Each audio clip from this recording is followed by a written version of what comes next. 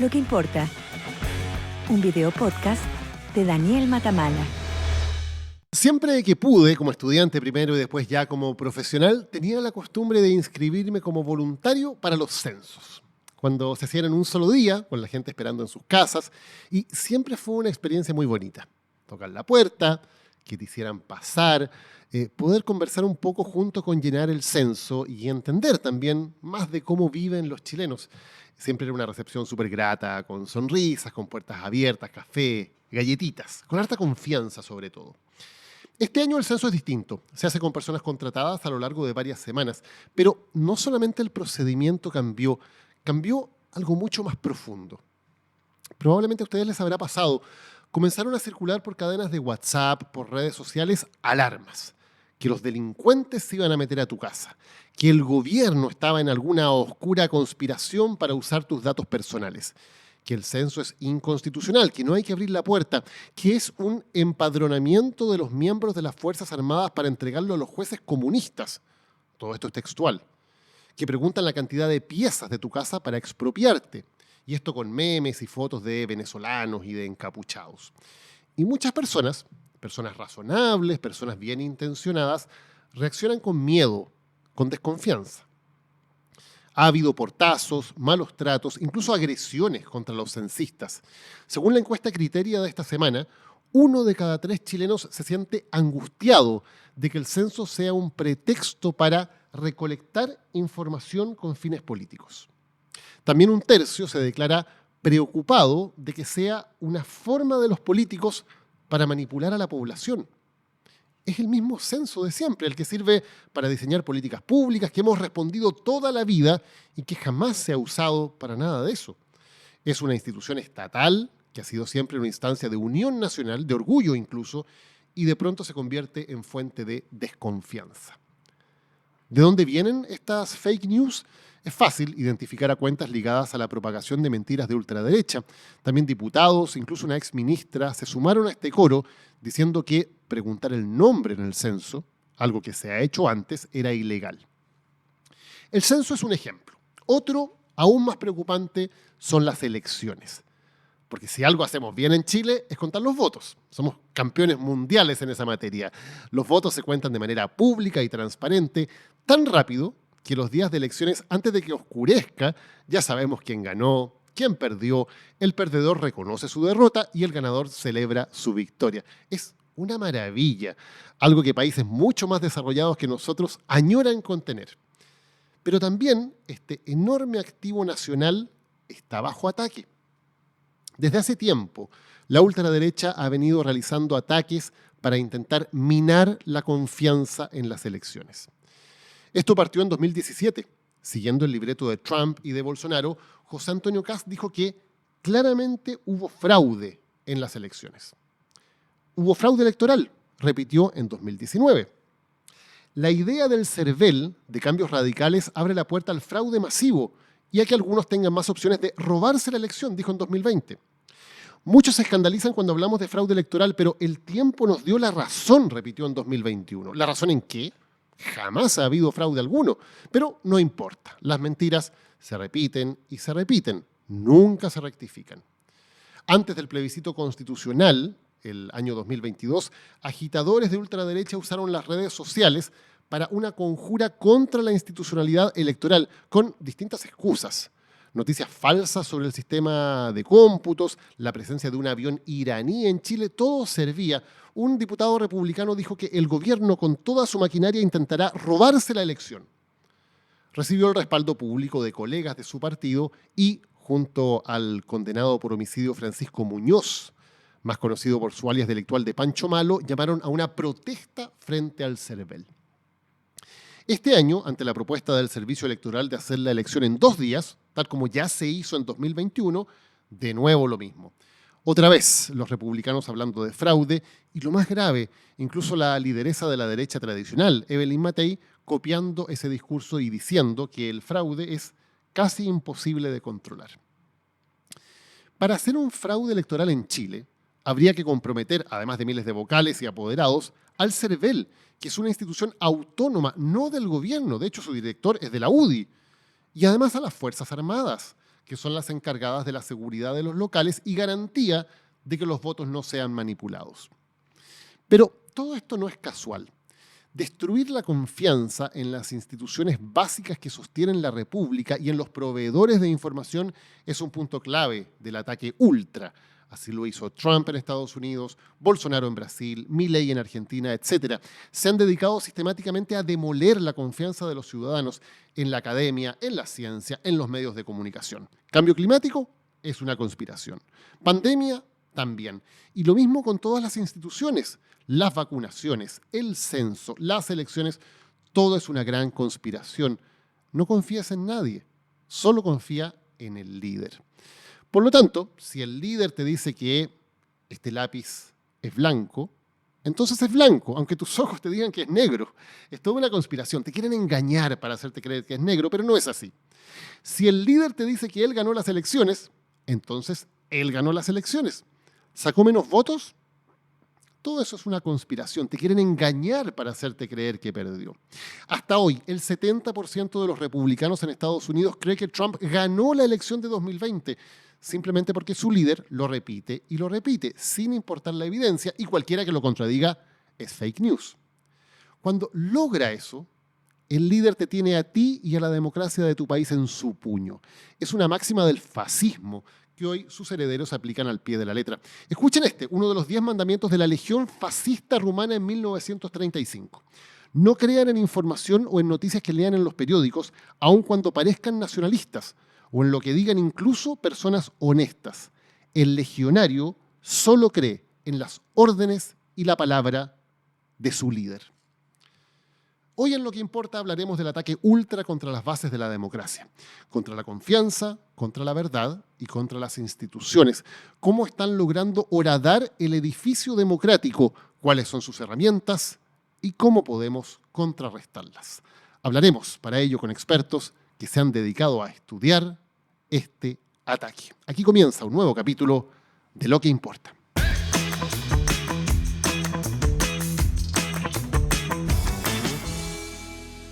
Un tema fascinante el que tenemos hoy y tenemos la suerte de estar con una eminencia internacional en la materia. Él me va a discutir, pero a mí me ha tocado muchas veces hablar con personas que analizan estos temas en otros países. Me dicen, bueno, pues ustedes en Chile tienen a uno de los mejores en el mundo sobre este tipo de temas. Cristóbal Rovira, director del Ultra Lab, ahora en la Universidad Católica. Muchas gracias por acompañarnos hoy, Cristóbal. Muchas gracias, Daniel, por la invitación. Partamos por el análisis, Cristóbal, porque ya la palabra ya es controvertida. ¿Qué significa ultraderecha? ¿Qué es ser de ultraderecha o qué no? Es muy bueno que partamos con ese tema, porque como tú bien dices, este es un concepto que muchas veces es usado de una manera tendenciosa. ¿Y a qué es lo que yo me refiero? Haciendo el ejercicio académico, la tarea yo creo que es tener un concepto que sea lo más objetivo posible. Y desde ese punto de vista uno puede definir el mundo de las derechas en dos grandes bloques. Lo que vamos a llamar las derechas convencionales, en inglés derecha mainstream, o lo que se llaman las ultraderechas, que es far right en inglés. La pregunta es cómo distinguimos entre ambos campos y normalmente son dos los criterios esenciales. El primer criterio es que un actor que es de derecha convencional va a profesar ideas de derecha, pero de una manera relativamente moderada. Y el segundo punto, que es más importante incluso que el anterior, es que un actor de derecha convencional va a respetar las reglas del juego que son propias a la democracia liberal. ¿Qué es lo que pasa en cambio con la ultraderecha? Son actores que van a defender ideas de derecha, pero con mucha más radicalidad que la derecha convencional. Y el segundo punto, que es tanto más importante que el anterior, y es que van a mantener una relación ambivalente, conflictiva, o a veces derechamente en contra del sistema democrático. Para ver si hay conceptos que podemos usar como sinónimos o no, cuando hablamos, por ejemplo, de ultraderecha, de extrema derecha o de derecha radical, ¿es lo mismo? No es lo mismo. ¿En qué sentido? La primera distinción era la que yo te decía entre derecha convencional y ultraderecha. Al interior de las derechas convencionales hay familias de partidos. Existen los partidos conservadores o existen los partidos cristianos demócratas. Y podríamos tener toda una conversación respecto a cuáles son las diferencias entre ellos. Pero son dos tipos de partidos de derecha convencional. Si pensamos en las ultraderechas, generalmente distinguimos dos grandes familias de partidos de ultraderecha, que es lo que se llama la derecha extrema y la derecha populista radical o derecha radical. La derecha extrema se caracteriza por ser francamente autoritaria. Son actores que te van a decir, si yo gano las elecciones, lo que quiero hacer es cerrar el sistema democrático, que es lo que sería un partido fascista. Ese tipo de partidos hoy en día, por lo general, le va muy mal en las elecciones porque la mayoría de los ciudadanos queremos un sistema democrático. Entonces es difícil, o dicho de otra manera, son pocas las personas que van a estar dispuestas a votar por esos partidos. Los partidos de derecha populista radical se presentan a sí mismos como democráticos, dicen de que ellos quieren defender las ideas del pueblo y que quieren atacar a las élites, pero si uno ve un poquito más en detalle cuáles son esas ideas y esas propuestas, uno se da cuenta que atacan el pilar liberal del sistema democrático. Y por eso es que las consideramos como parte de las ultraderechas y no de las derechas convencionales. Perfecto, vamos a ir de inmediato a ese detalle. Otra pregunta para enmarcar un poco el tema. ¿Hay una ultraderecha y una ultraizquierda que sean de alguna manera simétricas? Absolutamente. Si nosotros tuviésemos este podcast sobre hablar de las izquierdas, yo podría partir de la misma manera diciendo nosotros distinguimos dos tipos de izquierdas, lo que vamos a llamar las izquierdas convencionales y lo que llamamos las ultraizquierdas. Y la gran distinción nuevamente va a estar con cuánta fuerza defienden las ideas de izquierda, pero el segundo punto, mucho más importante, hasta qué punto están dispuestas a respetar el marco de la democracia liberal. ¿Y ambas hoy día podríamos decir que son igualmente peligrosas o que tienen igual fuerza en términos de poder afectar las instituciones democráticas y lo que llamamos las reglas del juego? En términos teóricos, ambas, las ultraizquierdas y las ultraderechas, son un problema serio para los sistemas democráticos. En términos empíricos, si es que nosotros observamos qué es lo que está pasando en gran parte del mundo, las ultraizquierdas no les está yendo muy bien electoralmente, y a las que les está yendo bastante bien son las ultraderechas. Por esto, insisto, en términos teóricos ambos fenómenos son preocupantes, pero en términos empíricos, si nosotros observamos la realidad y muchos de los casos que vamos a hablar, Hungría, Estados Unidos, Polonia, Brasil, etcétera, el riesgo no está por la ultraizquierda, sino que más bien por la ultraderecha. Definamos esto de esta relación ambivalente que nos contabas tú, Cristóbal, con las instituciones de la democracia liberal. ¿Qué significa eso? Porque estos son partidos, movimientos que van a las elecciones, pretenden ganar las elecciones, pretenden gobernar dentro de esa institucionalidad, digamos. ¿Por qué hay una relación ambivalente entonces? La relación ambivalente yo creo que descansa en parte con el concepto mismo de democracia liberal. La democracia liberal es un sistema de gobierno bastante complejo que combina fundamentalmente tres cuestiones. Primero, va a combinar el principio de soberanía popular, de que nosotros, el pueblo, somos los soberanos. En segundo lugar, que cuando hay una disputa entre nosotros, los miembros del pueblo, hay un principio que nos sirve para solucionar eso, que es el principio de la mayoría. Pero existe un tercer criterio que es muy importante en la democracia liberal, y es que hay instituciones que son autónomas, que generalmente no son electas de manera directa por el pueblo y que muchas veces le pueden poner límite a cuáles son esos deseos del pueblo. Tribunales constitucionales, sistemas de justicia que son independientes, bancos centrales autónomos. Los partidos de derecha populista radical van a plantear que ellos no tienen problema ni con la soberanía popular ni con el principio de mayoría, pero sí tienen gran problema con el tercer pilar del cual estábamos hablando, que son esas instituciones no electas ni controladas directamente por el pueblo, y ellas son las que tienden a atacarlas. ¿Y por qué yo creo que esto es analíticamente importante? Porque nosotros sabemos por estudios en ciencia política que cuando las derechas populistas radicales llegan al poder se produce un proceso de erosión democrática que es en cámara lenta. ¿Por qué? Porque cuando uno empieza a atacar esas instituciones no es que colapsa el régimen democrático, sino que empieza a disminuir la calidad del régimen democrático y en algún momento puede que ese proceso de erosión sea tan fuerte que desemboque un tránsito, pero en cámara lenta, insisto, hacia algo que deja de ser un sistema democrático. Al principio del podcast hoy día hablábamos de cómo se van horadando la confianza en ciertas instituciones, ¿no? Lo que ha pasado con el censo, por ejemplo, en las últimas semanas, lo que ha pasado con la institución electoral, con las elecciones, que afortunadamente en Chile tenemos una institución electoral que es fantástica, y pese a eso, en los últimos años ha habido ataques bastante sistemáticos, intentando hacer de alguna manera sobrevolar este tema de que puede haber un fraude, muy en la tónica de lo que hace Trump, de lo que hace Bolsonaro, etc. ¿Por qué se hace eso? ¿Por qué se busca minar de alguna manera, horadar este tipo de instituciones? Yo creo que el motivo por el cual se trata de horadar tiene que ver con la lógica a través de la cual están actuando estos partidos de derecha populista radical. Trump, por ejemplo, es un muy buen manera de entender lo que estábamos conversando antes de la distinción entre ultraderecha y derecha convencional. Pensemos que Trump es el candidato del Partido Republicano de los Estados Unidos, que históricamente lo hemos considerado un partido de derecha convencional. Claro. Sin embargo, recuérdense, y seguramente tú lo sabrás, que el día antes en que Trump sale electo, un periodista le hace la pregunta y le dice, ¿usted va a respetar los resultados de la elección? Y él dice, le voy a decir mañana. Con lo cual, él está poniendo un signo de interrogación respecto a la institucionalidad democrática.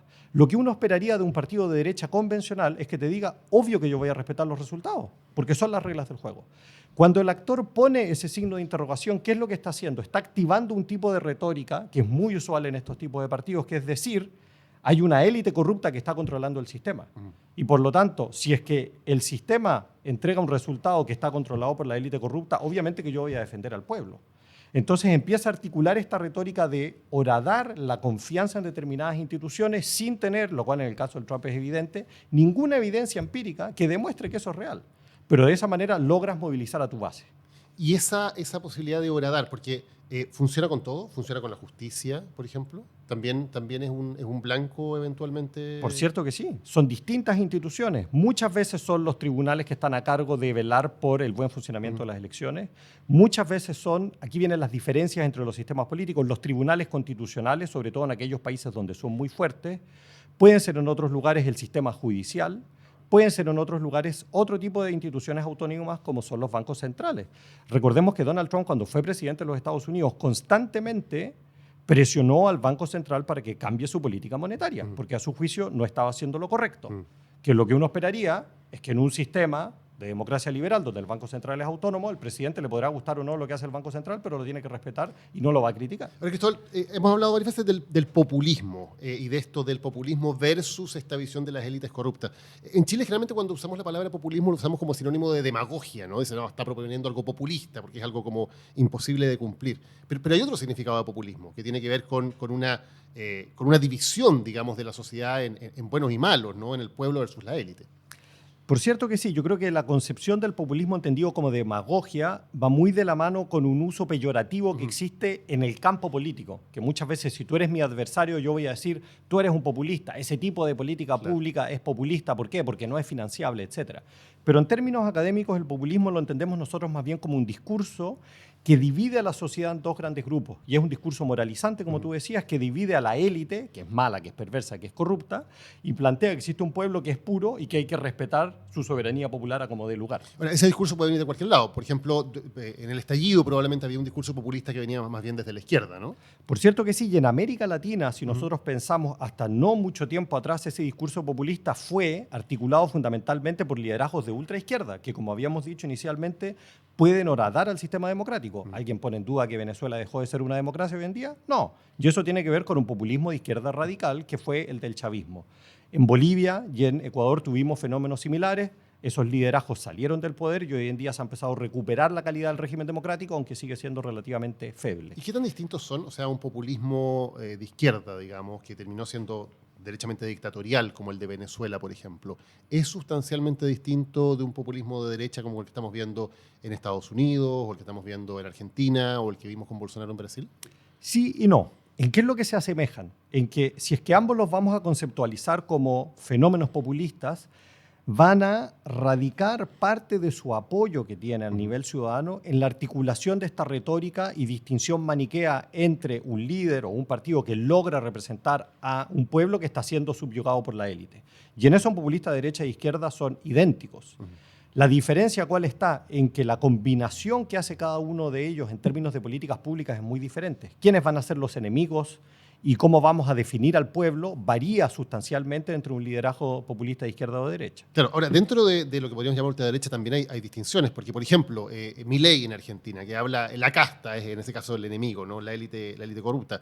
Pero Milei se define como anarcocapitalista, tiene medidas ultraliberales en términos económicos. Y en cambio Trump, por ejemplo, que habla en términos muy parecidos, que hay que drenar el pantano y habla también del Estado profundo, en fin, una casta, entre comillas, también de enemigos. En cambio tiene un discurso mucho más proteccionista, muy distinto en lo económico. O sea, hay también diferencias ahí. Hay diferencias porque sobre todo, entre todo esto que llamamos la ultraderecha, la metáfora que yo siempre utilizo es que no estamos hablando de hermanos o de hermanas, estamos hablando de primos o primas. Y si uno va a una familia, a un asado extendido y ve a los primos y primas, hay similitudes, pero también hay diferencias. La similitud radica nuevamente en la articulación de estas ideas de derecha con mucha radicalidad y en este ataque al sistema de la democracia liberal. Pero ¿dónde están puestos los énfasis? ¿En qué términos? ¿En qué tipo de políticas públicas? Y cómo son esos tipos de liderazgos varían entre sí de manera bastante sustancial. No obstante, comparten o comulgan este ideario en términos abstractos.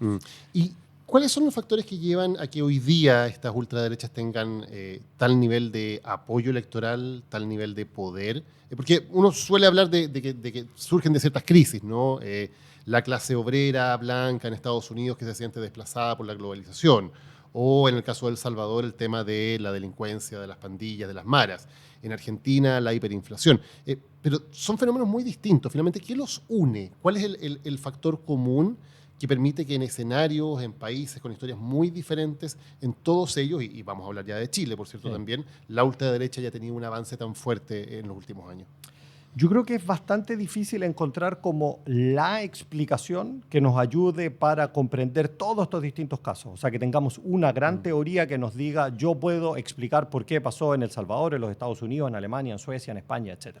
Sin embargo, yo creo que hay algunos argumentos que viajan relativamente bien y están presentes en estos distintos contextos.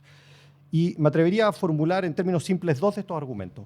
Primer argumento relevante es que los sistemas políticos en general se han ido fragmentando. ¿Y a qué es lo que me refiero con esto? Antes, si pensamos un poquito más para atrás, siempre existieron partidos que los llamábamos catch-all, partidos atrápalos todos, que lograban capturar a distintos bolsones de votantes.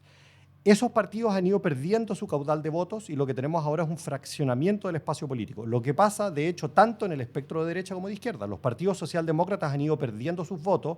¿Por qué? Porque muchos de sus votantes se han ido muriendo, son más viejos. En segundo lugar, porque aparecieron partidos de nueva izquierda, partidos verdes o partidos como Podemos, etc.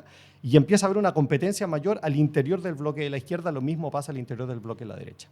Entonces, volviendo a tu pregunta, ¿por qué estos partidos son exitosos en distintas partes del mundo? En primer lugar, tiene que ver por este fraccionamiento que existe al interior del sistema político, ¿no? Pero el segundo argumento que creo que es muy importante de considerar es que los sistemas democráticos han ido evolucionando a lo largo del tiempo para bien. ¿Y a qué me refiero con esto? Es que los sistemas democráticos, en la medida que se han consolidado, y esto vale tanto para Europa como para América Latina, han logrado ir incorporando a distintos segmentos de la ciudadanía que históricamente habían estado en una situación subordinada. En Europa, por dar un ejemplo, esto tiene que ver fundamentalmente con la población migrante. Siempre han existido migrantes en Europa, han venido creciendo a lo largo del tiempo, pero el trato y la relación con la población migrante en Europa en los 70 a los 80 es muy diferente a la que existe hoy en día. ¿Por qué? Porque esas sociedades, producto de su democratización, han empezado a generar políticas públicas de adaptación para esas minorías. Si lo pensamos en América Latina, esas minorías, que lo pongo como entre comillas porque no son minorías numéricamente, estoy pensando en términos sociológicos de cuánto poder real tiene. En América Latina, esas minorías tienen que ver sobre todo con temas de género. La situación de las mujeres hoy en día en América Latina es mucho mejor de lo que era hace 30 o 40 años atrás, porque los sistemas democráticos se han ido adaptando.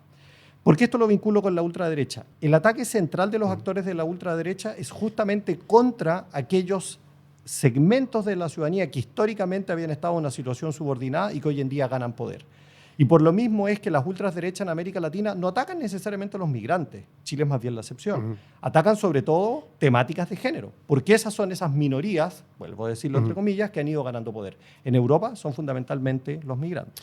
En el caso de Chile, Cristóbal, ¿se puede hacer esta distinción tan clara con la que partíamos entre la derecha convencional y la ultraderecha? ¿Y quiénes pondrías a qué lado de esa división?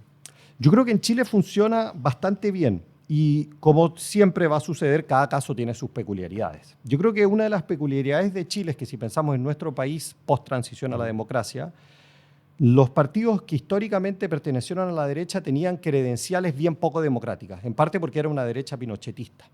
Y esa derecha le costó bastante tiempo, yo me atrevería a decir aproximadamente una década, a que haya un convencimiento tanto por parte de la ciudadanía como de los mismos actores de esa derecha de que existen solo unas reglas del juego que son las de la democracia liberal. Tan cierto es esto que a la derecha en sus inicios electoralmente le fue pésimo.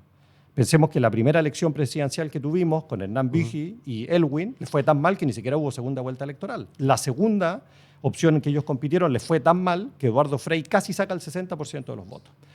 Y las figuras claves aquí en el proceso de moderación de la derecha chilena fueron Sebastián Piñera y Joaquín Lavín, que obligaron o que le dieron a entender a gran parte de los actores de la derecha que la única fórmula como se consolide su proyecto político y se vuelva más mayoritario, más catch-all, es que acepten esas reglas del juego democrático y que moderen sus propuestas programáticas. ¿Por qué digo esto? En ese proceso de moderación programática que sucedió en Chile, empezaron a quedar huérfanos. ciudadanos que empiezan a decir, pero esta derecha ya no me representa, y actores de esa derecha que van a decir, esta derecha ya no me representa. José Antonio Kast, ¿de dónde viene? De la UDI. Y lo que José Antonio Kast dice, en parte con justas razones, yo quiero que la derecha vuelva a ser la derecha de antes.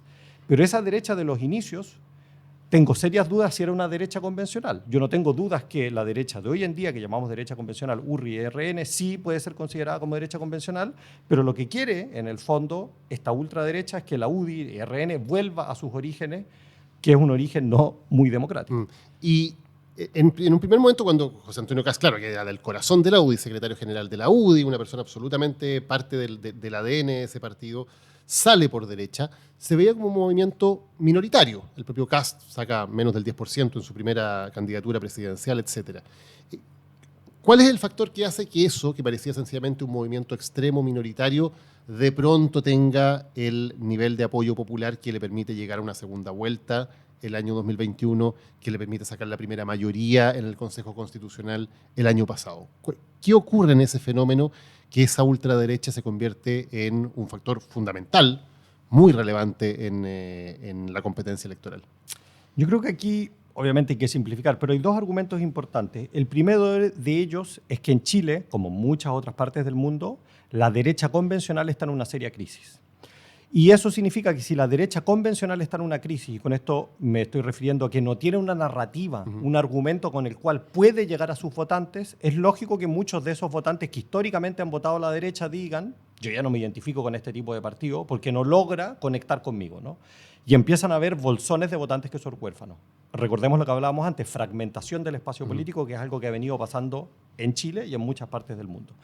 Y es justamente esa crisis de la derecha convencional la que le abre un espacio a José Antonio Kast.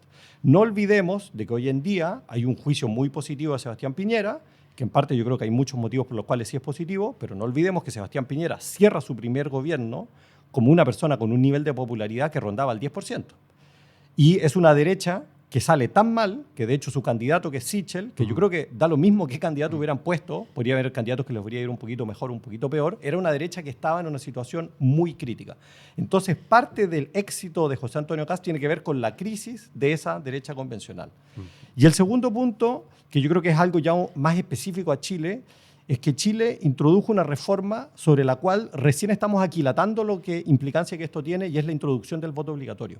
Si nosotros queremos comprender por qué a José Antonio Kast le fue tan bien en la elección de constituyentes, eso tiene que ver en gran medida con que aparece un segmento de votantes nuevos que históricamente no han participado y que son votantes que generalmente votan contra algo, pero que no necesariamente están votando a favor de un proyecto. Y yo creo que gran parte de esos votantes, y hay datos de opinión pública que nosotros hemos analizado que lo demuestran, es que hay un segmento de esos votantes que realmente son votantes de ultraderecha, pero hay muchos de ellos que no comulgan con las ideas de la ultraderecha, pero que sí quieren castigar lo que está sucediendo, y que más iba a castigar en ese momento José Antonio Kast. Pero eso no significa que esos votantes lo van a seguir votando a lo largo del tiempo. ¿Y cómo reacciona la derecha convencional, Cristóbal? Porque se ve muy, muy tensionada, y lo vimos en las elecciones del Consejo Constitucional, donde quedan convertidos en una segunda mayoría y terminan siendo un poco el vagón de cola del Partido Republicano. Finalmente el Partido Republicano es el que decide el proyecto constitucional, y si bien en la derecha muchos tenían serias dudas, y el caso más claro es Evelyn Matei, que claramente había dicho que había partes de ese proyecto que no le gustaban para nada, finalmente terminan sumándose al proyecto republicano. ¿Hasta qué punto esa derecha convencional puede mantener banderas, digamos, que estén más ancladas en este proyecto de democracia liberal? ¿Y hasta qué punto se ven en la desesperación de decir nuestros votantes se están yendo para allá, vamos a tener que irnos también a la ultraderecha a buscar a esos votantes? Yo creo que la pregunta que tú planteas es sinceramente la pregunta que a mí es la que más me preocupa. Y que me preocupa a nivel global, no solo a nivel de Chile. Si hay algo que la evidencia empírica ha demostrado, es que para que los sistemas democráticos liberales se consoliden y perduren a lo largo del tiempo, necesitamos partidos políticos en todo el espectro que estén dispuestos a respetar las reglas del juego democrático. ¿Cómo nosotros entendemos que Europa, después de 1945, Segunda Guerra Mundial, colapso absoluto, logra consolidarse un sistema de democracia liberal? Es fundamentalmente porque aparecen partidos de derecha convencional, conservadores y cristiano-demócratas, que dicen, nosotros vamos a defender nuestras ideas, vamos a ser conservadores moralmente, estamos en contra del aborto, etcétera, pero dentro de las reglas del juego de la democracia liberal. Y tenemos partidos por la izquierda que hacen lo mismo. Cuando los partidos convencionales están dispuestos a transar sus principios y cruzan la frontera, Lo que realmente está en riesgo es el sistema democrático liberal. Y esto yo lo digo y lo enfatizo siempre. A mi juicio, el temor no es tanto o no es solo cuántos votos obtiene la derecha populista radical. El temor mucho más grande es producto de la irrupción de la derecha populista radical, hasta qué punto la derecha convencional está dispuesta a transar sus principios. El Reino Unido, observémoslo hoy en día. Nigel Farage, quien dirigió la campaña del UKIP, venía del Partido Conservador. Es un José Antonio Cast que se sale del Partido Conservador diciendo este partido me deja de representar, con una bandera de lucha. Tenemos que salir de la Unión Europea. En términos de la cantidad de votos que obtenía, era ridículo. Cuando él iba relativamente bien, tenía 1 o 2 personas sentadas en el Parlamento, en parte tiene que ver con el sistema electoral británico. Hasta que el Partido Conservador, David Cameron, quien de hecho es un liberal dentro de eso, comete un gran error. Y él dice, vamos a hacer un referéndum, porque estaba muy mal asesorado, diciendo, ese referéndum lo vamos a ganar y con eso me consolido en el poder. Y fue una apuesta que salió mal. Y hoy en día, si hay un partido de derecha convencional en Europa que a mí me asuste que se transforme en algo similar a lo que está pasando en Estados Unidos, es ese partido. Claro, porque en Estados Unidos el partido republicano que conocíamos ya no existe. El partido no. de Lincoln y de Reagan, como les gustaba decir a ellos mismos, es sencillamente una sucursal de Donald Trump. En Argentina, la derecha convencional, digamos, también está completamente subsumida a lo que está haciendo Javier Milei. En El Salvador, ni hablar, por cierto. En Chile, ¿se ve un movimiento de esa forma? Porque uno ve señales distintas. Evidentemente, hoy día, por ejemplo, la persona mejor posicionada es Evelyn Matei, que es una persona que viene del mundo de la derecha más bien tradicional, pero que, sin embargo, también tiene estos especies de coqueteos de pronto, cuando dice, por ejemplo, le da alas al tema del fraude electoral que ha planteado el Partido Republicano a propósito de las elecciones de ahora. En temas de inmigración, de delincuencia, también se adopta una posición cada vez más dura, una posición en que la propia derecha deshace los avances que había hecho. Por ejemplo, los tribunales militares.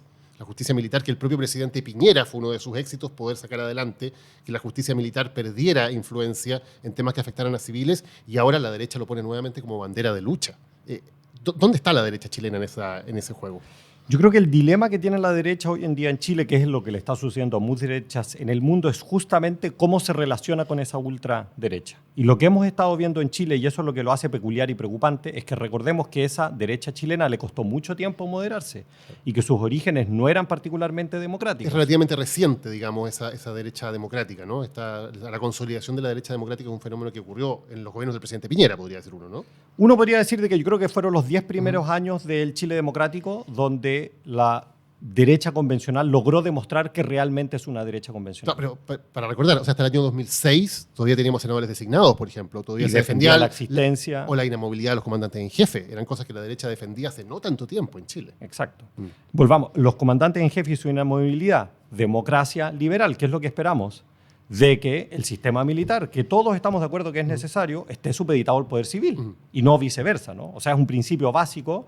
El día que la derecha dice, sí, eso estamos dispuestos, uno dice checklist. Efectivamente, tiene aquí una señal clara de que eso lo está respetando. Cristóbal, ¿y cuánto te preocupa precisamente ese tema, que es uno de los temas que están tan presentes en la historia reciente de Latinoamérica, que es el uso político de los militares, ¿no? Como alternativa un poco para llegar al poder? ¿Cuánto te preocupa que pueda estar esa tentación de parte de la derecha con lo que está ocurriendo con Carabineros, con lo que está ocurriendo con las Fuerzas Armadas, con la demanda de la población de darle más poder, de darle más influencia también a las instituciones armadas para combatir la delincuencia? ¿Cuánto te preocupa que empiece a aparecer esa tentación de decir, bueno, Carabineros, Fuerzas Armadas son nuestras, son propiedad de un sector político? Yo creo que es sumamente preocupante y eso tiene que ver con la historia política de nuestra región. En Europa, la preocupación con la derecha populista radical o las ultraderechas no viene tanto por la cuestión militar, viene por otras partes.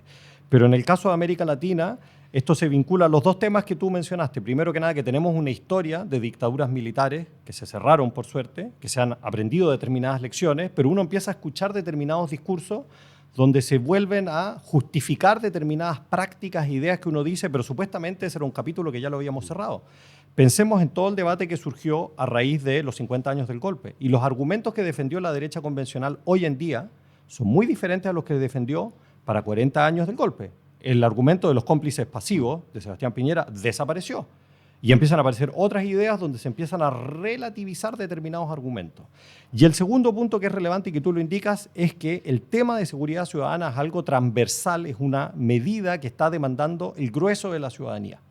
Y el temor que uno puede observar y que en parte es el debate legislativo que tenemos hoy en día es que se empiecen a aplicar determinadas legislaciones que empiecen a horadar el principio de la democracia liberal detrás de este apoyo ciudadano a tratar de combatir con la delincuencia.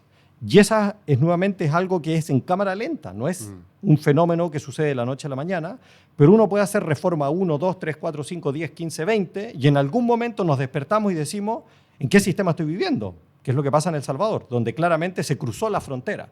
Una medida quizás no era problemática, 2 no, 3, pero cuando uno las suma en su conjunto, llega un momento en el cual se termina por desdibujar qué es lo que termina siendo en la lógica o debería ser un sistema democrático. Y ahora en El Salvador ya hay una persona con el poder total, muy popular, por cierto, tremendamente popular, pero ya con el poder total para hacer lo que quiera. ¿Cómo nos defendemos, Cristóbal? ¿Cómo los ciudadanos que están escuchando este podcast pueden decir, bueno, cuáles son las herramientas que tenemos para defender la democracia? ¿Qué podemos hacer? Este es un debate grande respecto a qué es lo que podemos hacer los ciudadanos y qué es lo que los sistemas democráticos, porque aquí hay variación entre los sistemas democráticos de cuáles son las herramientas propias que tienen. En Europa, por dar un ejemplo, justamente debido al temor del fascismo, hay muchos sistemas constitucionales que habilitan la prohibición de determinados actores políticos. Alemania es el ejemplo emblemático, hay un partido de ultraderecha que se llama AfD, Alternative für Deutschland, y hay un debate en este momento constitucional respecto a si es que los tribunales constitucionales tienen que empezar a limitar los derechos de ese partido porque están atentando en contra de la democracia. Si es que uno prende las noticias, lo que está haciendo este partido, por dar un ejemplo, en este momento hay campaña electoral, sabemos de que hay determinados candidatos que han sido agredidos físicamente, sabemos de que por personas que provienen medianamente de ese partido, sabemos que personas que militan dentro de ese partido político han estado desarrollando determinadas prácticas nocivas contra el sistema democrático en alianza con actores foráneos, China y Rusia, etc., ¿no?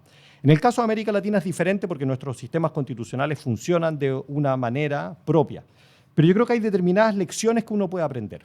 Yo creo que una primera lección importante que es para quienes provenimos más bien, y aquí confieso mi postura política de un mundo progresista, yo creo que hay un error común que se comete. Y el error común es decir, todas aquellas personas que son de ultraderecha son imbéciles. Y en ese momento yo caigo en la trampa populista, porque recordemos que el discurso populista lo que hace es decir que hay buenos y malos. Y si es que yo caigo en la trampa populista, los populistas van a decir de vuelta, pero mire lo que ellos dicen. Cuando Hillary Clinton en la campaña electoral dice de que los seguidores de Donald Trump son deplorables, al día siguiente Donald Trump dice, ve cómo nos trata la élite. Claro. Que el roteo, ¿no? Para decirlo en Chile. El facho pobre. Pasó mucho, claro. Pasó mucho después del plebiscito constitucional, por ejemplo, cuando la reacción de muchos fue decir, pero gente más tonta, cómo votan, cómo no saben lo que están votando. Exacto. Entonces yo creo que aquí hay que ser muy cuidadoso en cómo uno analiza el fenómeno. Y aquí viene el segundo punto relacionado no solo como que hay que ser cuidadoso en cómo uno lo etiqueta, que hay que tratar de evitar caer en las categorías normativas, y si es que no quiero caer en las categorías normativas, tengo que entenderlo. Y para entenderlo necesitamos datos. Parte de lo que nosotros hacemos en nuestras investigaciones es tratar de comprender quiénes son esas personas que terminan apoyando a actores de ultraderecha. Y en la pregunta anterior que tú me decías, nosotros sabemos de que esa elección en la cual le fue muy bien a José Antonio Kast no es porque todas esas personas sean de ultraderecha. Hay personas que los están votando por diversos motivos. Entonces tenemos que entender muy bien cuáles son los temores de esa ciudadanía, muchos de los cuales son justificados, que llevan a terminar votando por ese actor.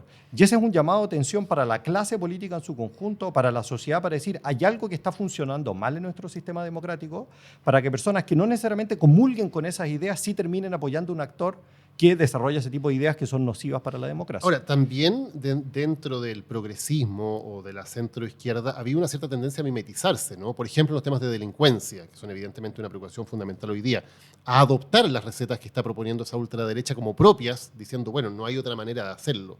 ¿Funciona eso? Por cierto que no, yo creo que uno de los grandes problemas que tiene la centroizquierda es que no tiene políticas claras respecto a qué es lo que hacer con la seguridad ciudadana. Y eso es un problema, nuevamente, que es transversal en América Latina. ¿Cuál es la gran política que tiene Lula da Silva frente a la delincuencia? No lo sé. ¿Cuál es la gran política que tiene el gobierno de Gabriel Boric? No lo sé. Entonces, si estos actores efectivamente quieren gobernar en entornos que están caracterizados por la seguridad ciudadana, lo que yo esperaría es que tengan políticas públicas claras para decir, hay cuestiones que nosotros vamos a hacer, hay cuestiones que nosotros no vamos a hacer, esto va a tomar determinados plazos, porque no hay una solución que sea mágica, pero yo creo que hay que desarrollar una política pública que el día de hoy creo que se está más bien desarrollando en la medida que se va caminando. ¿Y es posible tener políticas que no sean la mano dura y que además la mano dura puede extremarse hasta el infinito, digamos, porque uno puede adoptar políticas de mano dura, pero siempre hay algo más duro que uno puede hacer, ¿no? Y da la impresión de que la gente es lo que quiere. ¿Hay alguna alternativa a esa especie de extremar el discurso hasta lo mayor posible? Es decir, Es que- la única solución es mano más dura cada vez. Sí, es que ojo con eso que tú dices, lo que la gente quiere es mano dura. Ujú. Yo creo que aquí ¿No hay es que así? ser cuidadoso con cómo uno analiza los datos. Preguntas que nosotros hemos hecho de opinión pública donde tratamos de medir esta cuestión, es cierto que hay un segmento de la ciudadanía que quiere mano dura. Lo digo de otra manera. Si tú le preguntas a las personas cuán preocupado está por la criminalidad o no, en una escala del 1 al 10, el 90% te va a decir 100. Ujú. Con lo cual quiere decir de que todos queremos que la criminalidad se solucione. Pero no todas esas personas están dispuestas a, exagero, pena de muerte, matemos a todos los delincuentes, etc. Hay segmentos que sí y hay segmentos que no. Entonces, ojo con esto. Yo creo que a veces estamos confundiendo un temor general y una demanda transversal de la ciudadanía porque se haga algo frente a esa temática con la disposición de todos los ciudadanos a adoptar el modelo Bukele. Si nos vamos a Europa, por ejemplo, hay una preocupación por la inmigración, por cierto que sí, pero no todos los europeos están diciendo lo que tenemos que hacer es cerrar las fronteras, asesinan a las Pero, personas Cristóbal, que quieren cruzar. Hoy día cuando se hacen encuestas, en Chile, por ejemplo, la gran mayoría tiene una buena imagen de Bukele, por ejemplo. Y cuando se preguntan por medidas de mano dura, en general, obtienen gran respaldo, gran apoyo. ¿No están así? Pero nosotros en encuestas que hemos realizado lo que vemos es que justamente tenemos preguntas que tratamos de ver como en dos grandes opciones. ¿Hasta qué punto usted quiere mano dura o hasta qué punto usted cree que las políticas en contra de la delincuencia tienen que tener un modelo más integral que pasa, por ejemplo, por reforma al sistema carcelario, por darles mayores oportunidades a esas personas para que se rehabiliten, etcétera? Y eso es el 50% de la población. Yo diría más bien que la sociedad chilena en estos temas, respecto a cuáles son las políticas públicas que hay que llevar a cabo, se dividen más bien en dos grandes grupos. No obstante, todos sí queremos que la delincuencia disminuya, pero respecto a qué prácticas hay que llevar, yo creo que ahí los datos te muestran una situación que es un poco más diversa. Y lo mismo sucede para otros países de América Latina. Cristóbal Rovira, muchísimas gracias por haber conversado hoy con nosotros en Lo que Importa. Gracias por la invitación.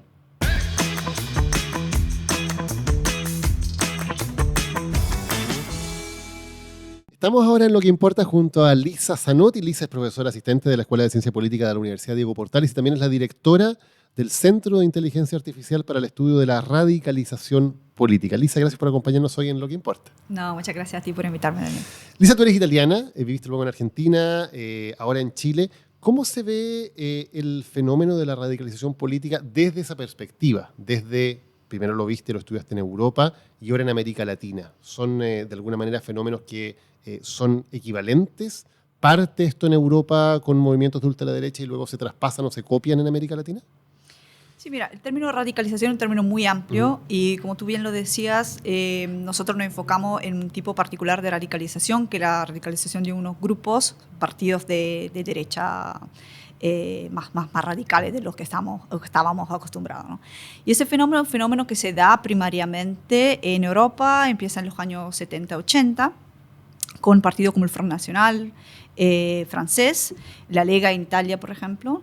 Y en América Latina es un fenómeno mucho más nuevo, ¿no? Un fenómeno que empieza, si queremos, en 2017, cuando José Antonio Caz, como independiente, se postula a la presidencia y después de manera masiva en 2018 con la elección de Jair Bolsonaro en Brasil, 2019 con la elección de Bukele en El Salvador y ahora digamos que en casi todos los países latinoamericanos la ultraderecha tiene representación, por lo menos en Congreso, ¿no? Lisa, antes de entrar a eso, déjame aprovechar un poco también de tu historia personal, porque tú vienes de Italia y hay muchas veces la similitud de decir, bueno, así como en los años 1920, el fascismo, partiendo por Mussolini, comienza a tomarse, no solamente Europa, en América Latina también tuvo muchos admiradores y muchos seguidores. Ahora en los años 20 del 2000 tenemos esto que algunos dicen es un nuevo fascismo o toma elementos del fascismo. ¿Ves elementos comunes entre las dos cosas o no? Yo no creo que podemos llamar a esta ola de ultraderecha, digamos, no podemos compararla con el fascismo en sí. Claramente hay una ideas en común entre los fenómenos que se dan en estas olas que parten de Europa, que son más que nada como el fuerte sentimiento anti-inmigración, por toda la inmigración racial, digamos, diferente de la europea. pero vemos, por ejemplo, en América Latina tiene características completamente o parcialmente, digamos, diferentes. Entonces, no creo que se pueda acumular al fascismo. El fascismo, además, yo considero que es un fenómeno típicamente que es italiano, ¿no? Idiosincrático de la nación italiana. Y aunque hayan habido como ejemplos de regímenes parecidos, bueno, por ejemplo en España, ¿no? No considero que fue un fenómeno, digamos, tan... que fue un fenómeno como de ola, como la que estamos viendo ahora a nivel global. O sea, pensamos que el partido más grande de ultraderecha está en India, ¿no? En términos de miembros y en términos de también éxito electoral. Tú lo dices, ¿no? Claro, está el caso de la India, está el caso de Estados Unidos también, aparte de lo que estamos hablando en Europa y en América Latina. Pero tú ponías un punto clave que es el de la inmigración. Gran parte del éxito de los partidos de ultraderecha en Europa tiene que ver con el rechazo fundamentalmente a la inmigración que viene desde países predominantemente musulmanes, ¿no? Y las tensiones que eso provoca en la sociedad. En el caso de Chile, ¿ves que está ocurriendo algo parecido en los últimos años con el tema de la inmigración que también aparece muy fuerte entre las preocupaciones de la población? Sí, entonces hay que subrayar dos cositas. Primero, la preocupación y el discurso, digamos, el discurso antimigratorio en Europa está basado más en términos culturales que económicos. O sea, la gente le tiene miedo, entre comillas, a la inmigración, no tanto por temas económicos, no tanto porque los inmigrantes vienen a robarle su trabajo, entre comillas, pero más bien porque sienten el miedo de un desplazamiento cultural, digamos, de que su cultura europea o nacional sea, digamos, desplazada por culturas, como tú decías, como más bien como islámicas, musulmanas, ¿no? En Chile, si queremos enfocarnos en Chile hoy en día, digamos que la inmigración es más bien intrarregional y racialmente como más homogénea, ¿no? La mayoría de la migración en Chile ha sido, bueno, en la ola anterior de Perú y ahora masivamente desde Venezuela, ¿no? Pero sí, José Antonio Kast en su discurso es, digamos, el líder latinoamericano más parecido en ese sentido a líderes europeos, en el sentido que sí la inmigración es parte de su discurso.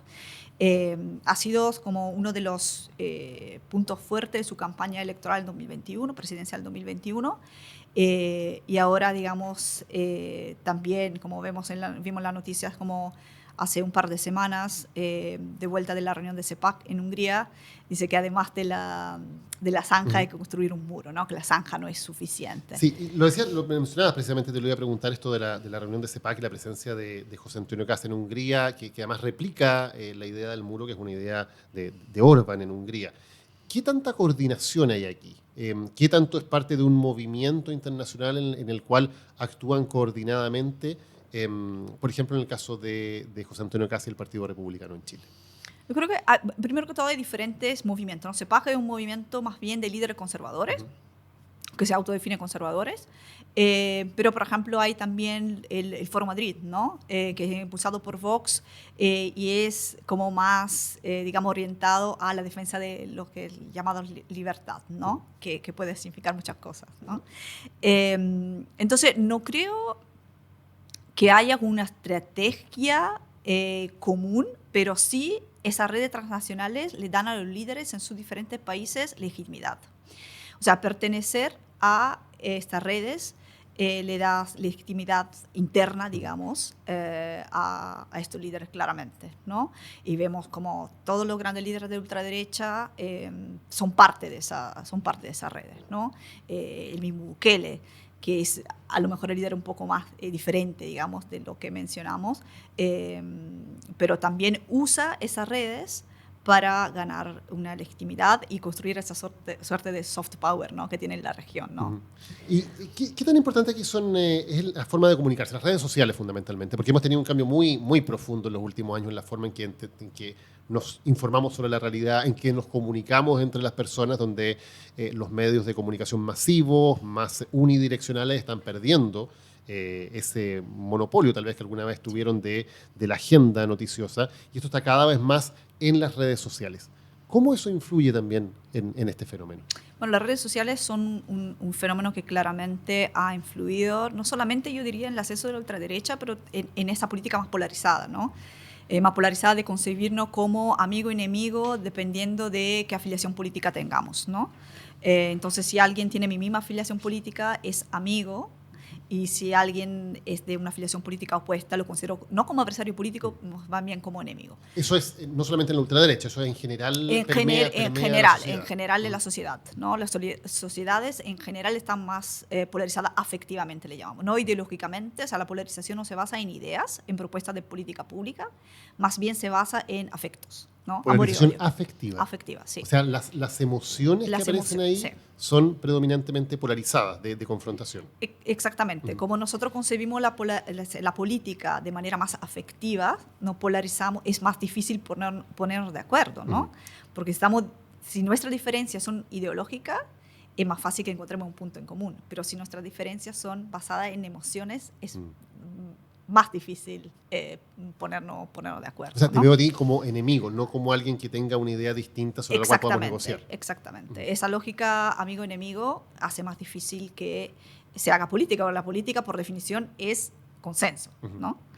Entonces, pero las redes sociales claramente tienen un fuerte impacto, pero lo vimos en la primera elección de Bolsonaro en 2018, cuando en realidad él se comunicaba con con los que lo apoyaban mucho a través de, por ejemplo, del WhatsApp, ¿no?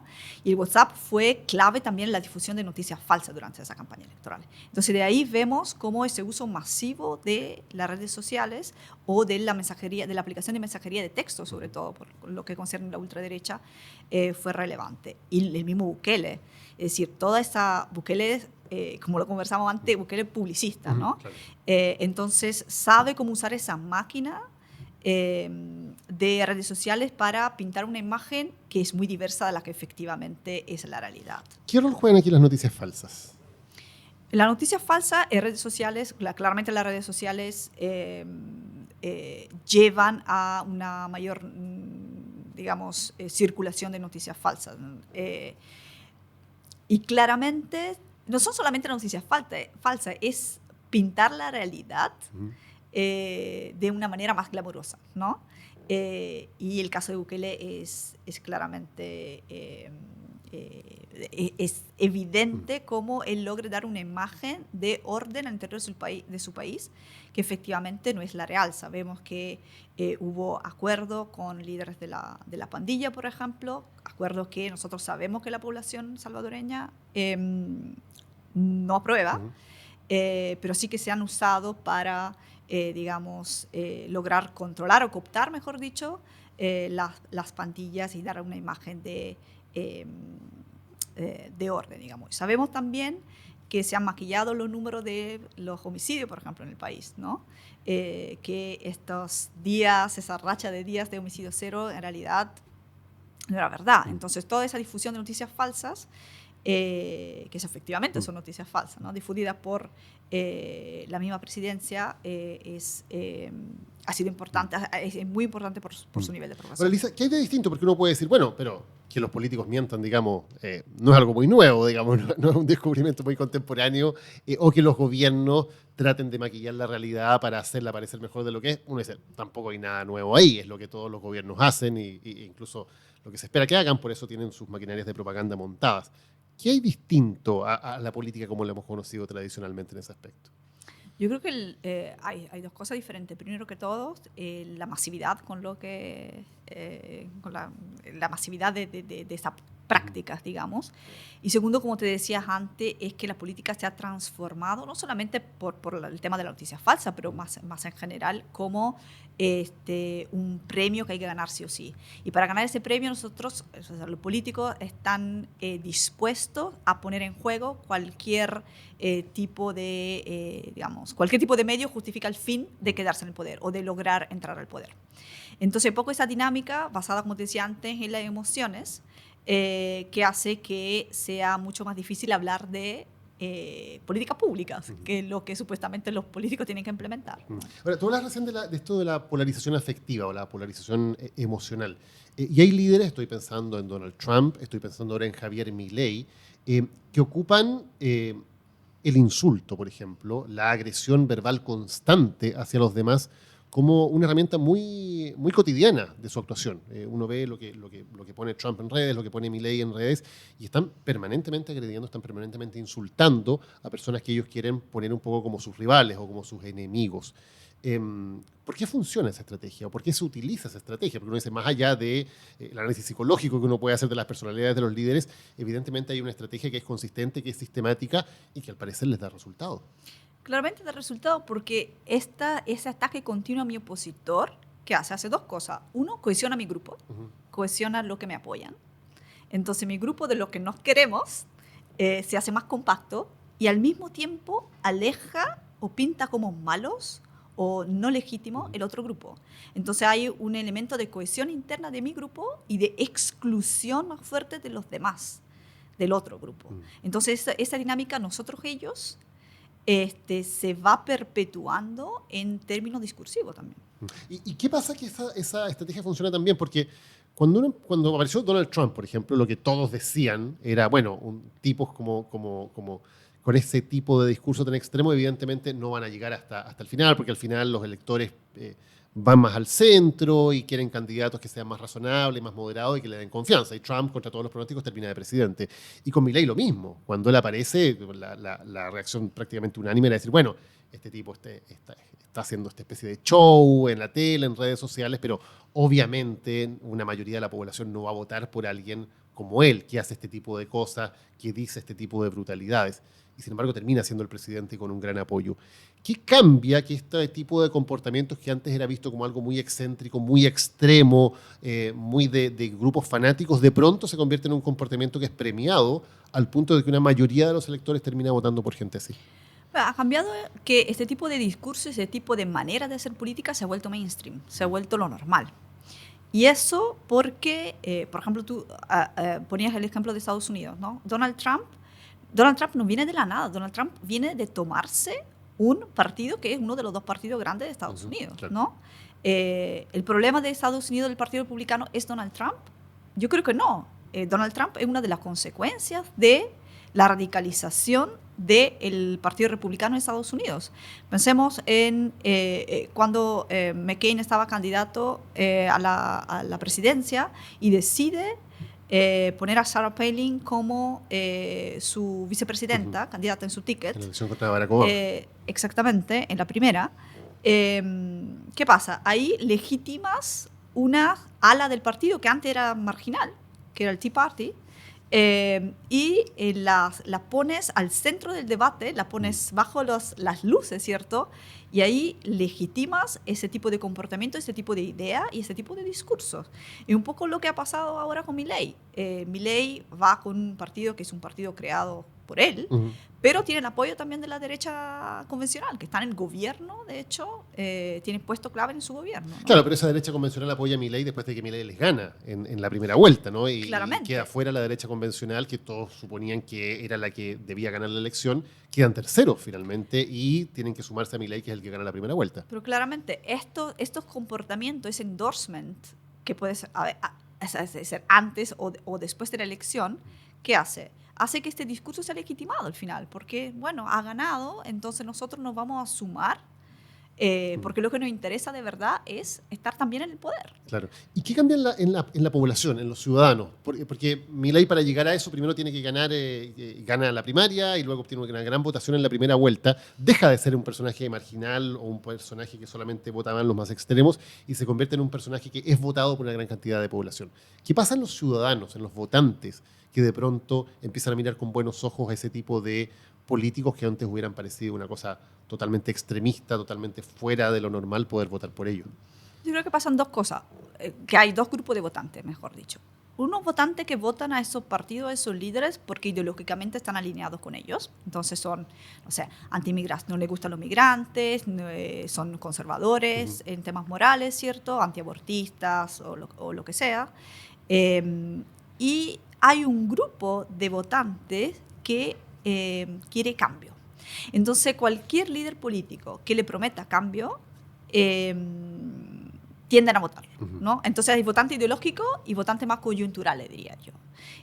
Votantes que son más afines a la ideología y al discurso y a la manera de ver la política con estos líderes, y votantes que votan porque quieren cambios. Claro, Lisa, pero ese cambio también que se busca es un cambio muy radical, porque volvemos al caso de Argentina, por ejemplo, estaba este gobierno de izquierda y uno decía, bueno, lo lógico es que ahora gane la coalición de centro-derecha, que ya había gobernado con Macri, y ese sería el cambio lógico dentro del sistema.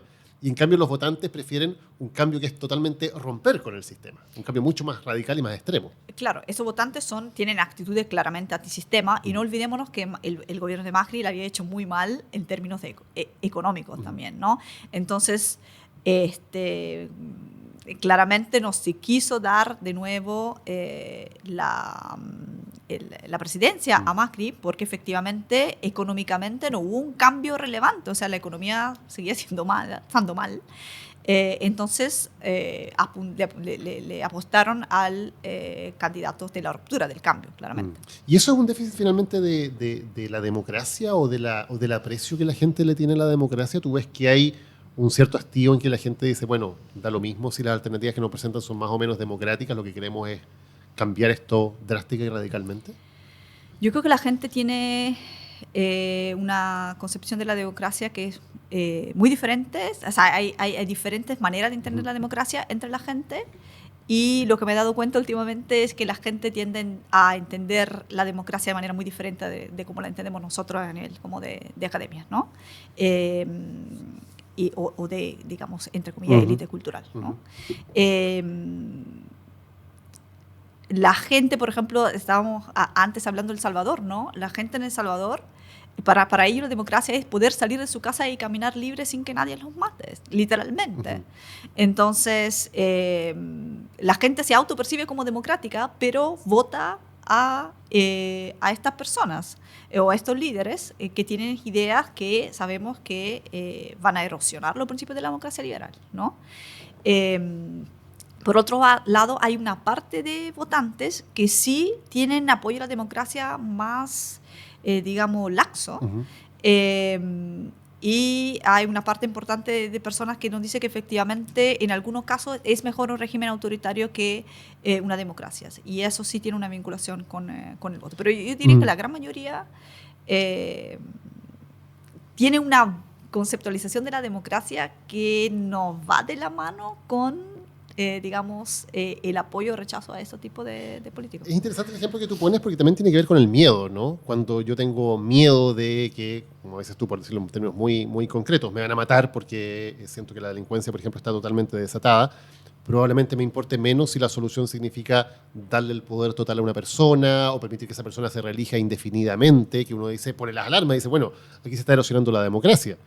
Pero cuando hay un miedo tan grande, tal vez ese tipo de factores aparecen como menos relevantes para parte de la ciudadanía.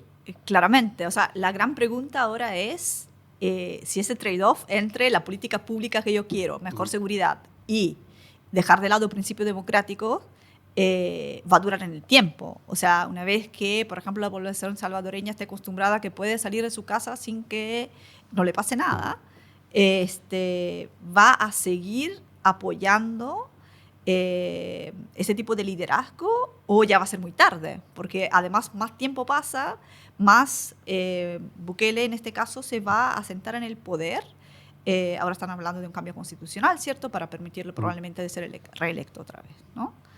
Eso es bien interesante, Lisa, porque es una historia que se ha repetido en América Latina, ¿no? De que aparecen líderes de izquierda o de derecha, podemos pensar en un Chávez, podemos pensar en un Fujimori, que dicen, bueno, yo voy a solucionar los problemas, pero para solucionar los problemas necesito el poder total, ¿no? Porque hay fuerzas muy poderosas que se van a oponer a mí. Y parecen tener resultados en un primer momento, tienen un gran apoyo popular. Chávez era muy popular, Fujimori también era muy popular, tal como hoy día es muy popular Bukele. Y en el momento en que ya esa popularidad se empieza a erosionar y la gente empieza a decir, bueno, ya no me gusta esto, como decías tú, ya es demasiado tarde. Ya el poder está totalmente concentrado en algunas manos y los elementos que podrían haber limitado ese poder, un poder judicial independiente, un legislativo independiente, la limitación a la reelección presidencial, ya no existen. Entonces, porque muchas veces suele decir, bueno, ¿por qué se dice que alguien no es democrático si la mayoría de la gente lo apoya? Pero ser democrático no solamente es tener el apoyo de la mayoría de la gente, también es mantener esas instituciones que controlan el poder dentro de su lugar. Claro, pero este tipo de líderes, si tú te fijas, siempre como vinculan el apoyo a tener, o sea, te vincula el éxito a tener el apoyo de la gente. Entonces, y la democracia se vuelve simplemente tener el apoyo de la gente. Y ese es típico de líderes populistas, sobre todo en contextos muy personalistas. Vemos Chávez, que ahora la política en Venezuela, ¿qué es? Es una política de identidades pro o antichavistas, ¿no? A pesar que Chávez ya no esté, Claro. ¿no? Entonces, viste, como te decías antes, lo de la polarización afectiva, o amo a Chávez o odio a Chávez. Y eso es todo lo que es la política, no se está hablando de política pública, está hablando de yo apoyo al gobierno o yo lo O rechazo. sea, ¿eres de los nuestros o eres de los enemigos? Exactamente. Y es el gran problema con El Salvador es ese, como que Bukele se convierta en el foco de todo el sistema político de El Salvador, ¿no? Entonces, yo amo a Bukele o yo odio a Bukele. Ya no se habla de qué vamos a hacer para mejorar el país, se habla de mi sentimiento de odio o amor con respecto a un líder. Y que él ha sido muy exitoso en lograr eso sin duda y tiene un gran apoyo popular. Sí. ¿Qué se puede hacer desde la ciudadanía? Quienes nos están escuchando y dicen, bueno, ¿qué se puede hacer para defender la democracia, para ir contra este tipo de discursos, para romper esta lógica de esta polarización afectiva en que somos enemigos finalmente y que si tú piensas distinto a mí, eres mi enemigo, no eres sencillamente una persona que tenga ideas diferentes? ¿Qué se puede hacer? Mira, las investigaciones sobre depolarización, como le llaman, los resultados son bastante escasos, efectivamente, y es muy triste el cuadro que le voy a pintar ahora.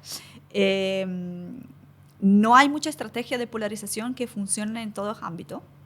Lo que se ha tratado de hacer es tratar de hacerle priming a las personas, o sea, digamos, de hacer que se fijen en una identidad que tienen en común, más que la identidad partidaria, por ejemplo, que los dividen. Eso se ha hecho más bien, más que nada en Estados Unidos, donde tenemos dos grandes identidades, demócrata y republicano, ¿no? Y se ha hecho, por ejemplo, un experimento en el día el 4 de julio, donde en realidad se veía que ese día las personas se identificaban más con el ser estadounidense más que con qué partido preferían, ¿no? Pero claro, es un día y es un día especial porque es una fiesta nacional, ¿cierto? Entonces la idea es un poco tratar de hacer que las personas se fijen más en identidades que tienen en común, más que la identidad que los divide, ¿no? Ahora, perdón, esas identidades comunes también son aprovechadas por grupos extremos, ¿no? Porque incluso conceptos como el ser patriota, por ejemplo, que uno diría, bueno, es algo que nos puede unir a todos, ¿no? Somos todos parte de una patria, también se utilizan en términos políticos y se empieza a decir, bueno, este es patriota, pero este no, porque sus ideas o lo que está diciendo van contra el país, ¿no? Claramente, ¿cuál es el problema? Que conceptos como nación o las democracias mismas se vuelven vacíos, porque cada uno de los grupos le da el significado que más le conviene. Entonces, eso es otro gran problema, como el problema del vaciamiento, digamos, de los conceptos. ¿Qué es democracia? Todo el mundo te dice que es una cosa diferente. ¿Qué es la nación? ¿Qué es querer a una nación? Entonces, el uso de estos conceptos por parte de diferentes actores políticos en contexto polarizado hace que estos conceptos se vacíen de significado. Lisa, viniendo un poquito del futuro, porque tú vienes de Europa donde este proceso comenzó un poco nuevo y luego América Latina se ha ido sumando a esto. ¿Cómo ves el futuro? ¿Cómo ves el desarrollo de esta situación? Yo creo que en términos generales, los partidos líderes de la ultraderecha tienen todavía camino por adelante. Si vemos en Europa, como te decía antes, los primeros partidos de ultraderecha que empiezan a emerger son años 80, 90, digamos, ¿no? Algunos inclusive anterior. Y todavía siguen con representación parlamentarias importantes, ¿no? Vemos que aun cuando han estado en el poder, no han sido capaces de resolver o de ponerle límite al problema más grande que ellos politizan, que es la inmigración en Europa, ¿no? Pero igual siguen teniendo una alta aprobación y siguen teniendo una cantidad de votos de apoyo electoral alta, digamos, ¿no? Entonces, independientemente que resuelvan el problema siguen siendo apoyados por grandes cantidades. ¿Y eso tiene que ver también con esta polarización? O sea, es más difícil poder decir, bueno, este partido resolvió tal problema, lo hizo bien, lo hizo mal, cuando estoy tan polarizado, cuando finalmente veo a los otros como enemigos. Sí, pero también en Europa es un problema de instituciones, en el sentido que siendo países como parlamentarios, casi siempre gobiernan en coalición, casi siempre con la derecha más moderada, digamos, ¿no? Que ya no es tan moderada.